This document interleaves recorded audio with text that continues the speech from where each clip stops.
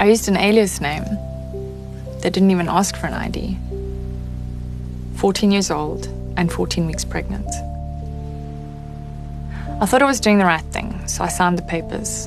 An ultrasound was done to confirm how far the pregnancy was and how many babies there were. I saw the little jelly bean on the screen and heard the heartbeat, and that sound. It was like it was mocking me. So the nurse crushed up 2 tablets and put them deep inside of me. This was about 8 in the morning, so my boyfriend at the time took me for a milkshake while we waited for our baby to die. At midday, I went back and they did an ultrasound. I remember seeing the little jelly bean, but this time there was no heartbeat, no life, just silence.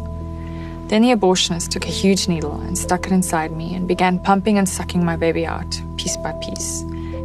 Afterwards, I really struggled. I really hated myself, and no pro-choice propaganda helped. I just knew that what I did was wrong. I felt I didn't deserve to live. The father of my baby and I broke up shortly after, and a little while later, I met my husband. We got married when I was 19, and for about 18 months, I managed to push the abortion out of my mind until I became pregnant with my daughter. Then, that dark memory came back to haunt me.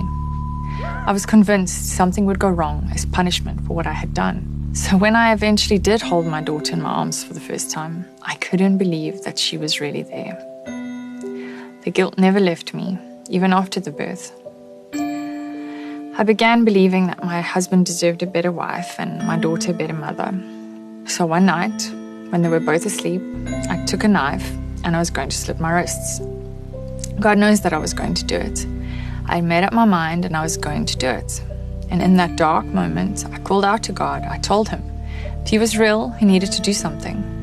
That was a defining moment for me. Peace was the one thing I had never had. My life up until then had been chaotic, but that night, in that total chaotic darkness, God gave me peace. It was the first real experience I had had. They say abortion is for women, but if this is true, why did it hurt me so badly? Why does it hurt so many women so badly? I've met so many women who've had an abortion, and they all seem to struggle with the same thing, with feelings of regret and shame and fear of judgment. But I'm here to tell you that you can find healing, that you can find forgiveness, and that you can eventually come to a place of forgiving yourself. And it all starts with getting to know Jesus.